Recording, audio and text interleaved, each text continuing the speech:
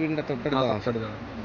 അപ്പൊ ഇന്നലെ മെനങ്ങാന്ന് മുതലേ കാണാൻ രാത്രി ഫയർഫോഴ്സും എല്ലാവരും നോക്കി കണ്ടില്ല.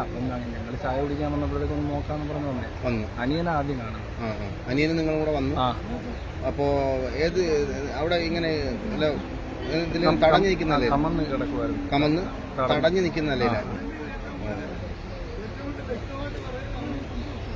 പിന്നെ ഇദ്ദേഹത്തിനെ കുറിച്ച് എന്താണ് പറയാനുള്ളത്? ഈ മരണപ്പെട്ടു പോയ അല്ല. Okay, thank U.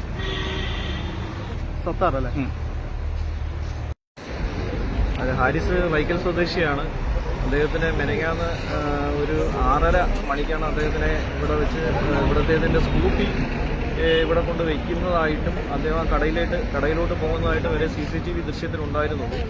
പിന്നെ അതിനുശേഷം അദ്ദേഹത്തിൻ്റെ കുടുംബം അദ്ദേഹത്തിന് നല്ല ഫാമിലിയായിട്ട് ജീവിക്കുന്ന, ജോലിയൊക്കെ പോയി ജീവിക്കുന്ന ഒരാളായിരുന്നു.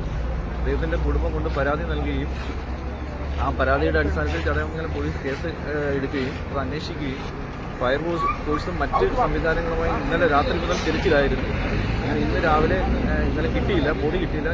ഇന്ന് രാവിലെയാണ് ആ ബോഡി ബോട്ടിൽ ഉള്ളതായിട്ട് കാണപ്പെട്ടത്. ബാക്കി കാര്യങ്ങളെല്ലാം സ്റ്റേഷനുമായിട്ട് ബന്ധപ്പെട്ട് SI കൃത്യമായി അന്വേഷിക്കുന്ന അദ്ദേഹം ഉറപ്പ് നൽകിയിട്ടുണ്ട്.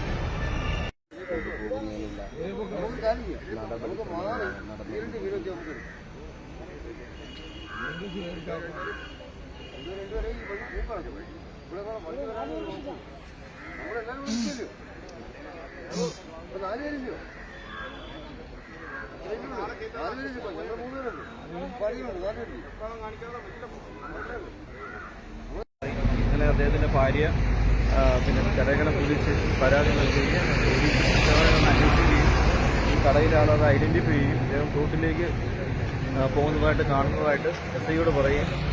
അതിനുശേഷമാണ് ഫയർഫോഴ്സ് മറ്റേ യഥാസമയം ഈ കടക്കാരൻ അത് പോലീസിനെ നാട്ടുകാരെ അറിയിച്ചിറങ്ങി ആ ജീവൻ രക്ഷിച്ചിട്ടുണ്ടായിരുന്നു. ജീവൻ രക്ഷിക്കാൻ പറ്റത്തില്ലായിരുന്നു. തോട്ടിലേക്ക് വീണല്ലേ ആ സമയം തന്നെ അറിയിച്ചിരുന്നെങ്കിൽ ബോഡി കുറച്ച് നേരത്തെ കണ്ട് എടുക്കാമായിരുന്നു. വെള്ളത്തിൽ ആ സമയം തന്നെ അറിയിച്ചിരുന്നെങ്കിൽ ചിലപ്പോൾ ഒരു പ്രവാസിയാണെന്ന് പറയുന്നത്. അദ്ദേഹം ഒരു പ്രവാസിയായിരുന്നു. ഇപ്പോൾ കുറച്ച് നാളായി നാട്ടിലുണ്ട്. നാട്ടിലെ ജോലിയൊക്കെ ആയിട്ട് സാധാരണ കുടുംബത്തിലെ 3 കുട്ടികൾ നല്ല രീതിയിൽ വിദ്യാഭ്യാസം കുട്ടികൾക്ക് കൊടുക്കുകയും നല്ലൊരു കുടുംബനാഥനായിരുന്നു അത്.